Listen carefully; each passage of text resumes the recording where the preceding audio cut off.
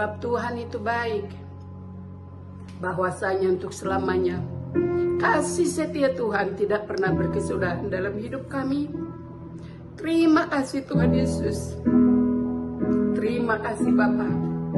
Haleluya. Haleluya Yesus. Amin. Bagi Dia Allah yang kuasa, yang menjadikan segalanya ajaib perkasa, yang diperbuatnya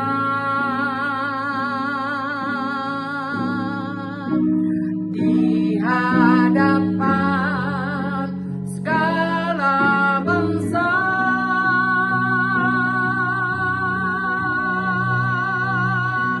Sebab Tuhan baik, bahwasanya untuk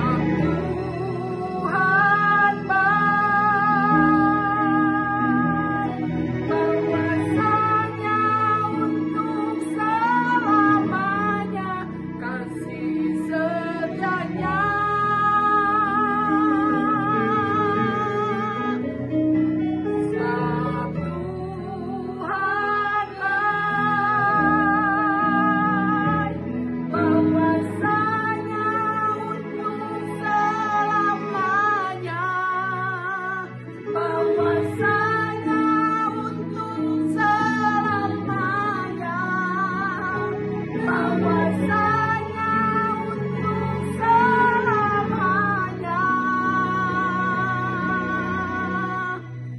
kasih setianya. Sebab Tuhan itu baik, bahwasanya untuk selamanya kasih setia Tuhan tidak pernah berkesudahan dalam hidup kami. Terima kasih Tuhan Yesus. Kami menyerahkan hidup kami sepanjang hari ini ke dalam tangan-Mu. Kami menyerahkan pembacaan firman-Mu Tuhan. Terima kasih Tuhan, firman-Mu bekerja bagi setiap kami para pendengar ya Bapa. Terpujilah Engkau Tuhan, hanya di dalam nama Yesus. Haleluya. Amin. Shalom Bapak Ibu Saudara-saudari, kita berjumpa lagi di dalam perenungan intim dengan Allah. Pada hari ini, hari Kamis, tanggal 6 Februari 2025, kita akan mendengarkan dan merenungkan sebagian daripada firman Tuhan yang bertemakan Sarana Karya Allah. Pada perenungan hari ini yang berfokus di dalam Titus 2 ayat 11 sampai 15. Pembacaan Alkitab kita dalam satu tahun ini terdapat di dalam Imamat 14 sampai Imamat 15. Saya harap Bapak Ibu Saudara-saudari dapat membacanya terlebih dahulu. Saya akan bacakan dalam Titus 2 ayat 11, demikian firman Tuhan. Karena kasih karunia Allah yang menyelamatkan manusia sudah nyata. Di era media sosial, muncul dosa baru yang disebut ketergantungan pada validasi digital. Banyak orang, termasuk orang Kristen, terjebak dalam perlombaan untuk mendapatkan likes, komentar, dan pengikut sebanyak mungkin. Nilai diri seseorang mulai diukur dari apa yang dilihat oleh orang lain di layar, bukan dari siapa mereka di hadapan Tuhan. Masalah ini melahirkan musuh baru bagi kehidupan rohani, kesombongan tersembunyi, dan kehilangan identitas dalam Kristus. Orang Kristen seringkali tidak sadar bahwa mereka lebih sibuk membangun citra diri yang sempurna di media sosial daripada membangun hubungan nyata dengan Tuhan dan sesama. Bahkan pelayanan dan kesaksian iman diubah menjadi ajang mencari pengakuan, bukan memuliakan Tuhan. Namun ada seseorang pemuda bernama Daniel yang menyadari bahwa dirinya terjebak dalam pola ini. Setiap kali ia memposting sesuatu, ia merasa resah jika tidak mendapatkan cukup respon. Ketika membaca Titus 2 ayat 11-15, Daniel tersentuh oleh pesan bahwa kasih karunia Allah mendidiknya untuk hidup bijaksana, adil, dan beribadah di tengah dunia modern. Daniel memutuskan untuk mengubah caranya menggunakan media sosial. Ia mulai memposting konten yang membangun iman dan membagikan kasih Tuhan, bukan hanya pencapaian pribadinya. Ia juga membatasi waktu penggunaan media sosial dan lebih fokus pada hubungan nyata, berdoa bersama teman, melayani di gereja, dan membantu tetangganya yang kesulitan. Melalui perubahan ini, Daniel tidak hanya mengalahkan dosa baru dan musuh baru dalam hidupnya, tetapi juga menjadi alat Allah untuk menginspirasi orang lain. Ia menunjukkan bahwa kehidupan Kristen adalah tentang mengandalkan kasih karunia Allah untuk hidup berbeda, memuliakan Tuhan, dan membawa dampak nyata bagi dunia. Terkait kisah Daniel di atas, maka dapat kita tarik kesimpulan tema sarana karya Allah dalam Titus 2 ayat 11-15 yang menegaskan bahwa kehidupan Kristen adalah juga memang sarana karya Allah, baik untuk transformasi pribadi maupun untuk menyatakan kerajaannya di dunia. Paulus menjelaskan bahwa sarana karya Allah yang berpusat pada Kristus itu adalah sebagai berikut. Yang pertama, menyelamatkan semua orang dalam ayat 11. Anugerah Allah telah dinyatakan untuk membawa keselamatan kepada semua orang. Ini menunjukkan inklusivitas karya Allah dalam menyelamatkan manusia tanpa memandang latar belakang.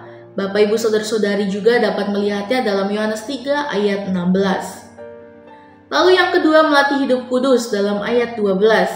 Anugerah Allah mengajar orang percaya untuk meninggalkan kefasikan dan keinginan duniawi serta hidup bijaksana dan beribadah di tengah dunia yang gelap. Dalam Roma 12 ayat 2. Lalu yang ketiga, menghadirkan pengharapan dalam ayat 13.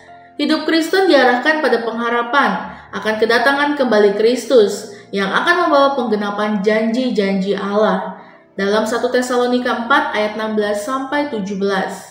Lalu yang keempat, memurnikan untuk karya baik. Dalam ayat 14. Kristus menyerahkan dirinya untuk menebus umatnya dari segala kejahatan dan memurnikan mereka sebagai miliknya yang giat dalam melakukan perbuatan baik. Dalam Efesus 2 ayat 10. Lalu yang kelima, memanggil untuk mengajar dan menasehati dalam ayat 15. Orang percaya dipanggil untuk mengajarkan kebenaran, menasehati, dan menegur dengan penuh kewibawaan, menjadi alat di tangan Allah untuk membangun tubuh Kristus. Dalam 2 Timotius 4 ayat yang kedua.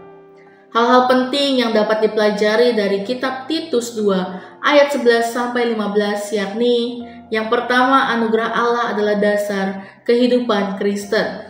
Kehidupan Kristen dimulai dan berlanjut oleh anugerah Allah yang memampukan orang percaya untuk hidup berbeda dari dunia.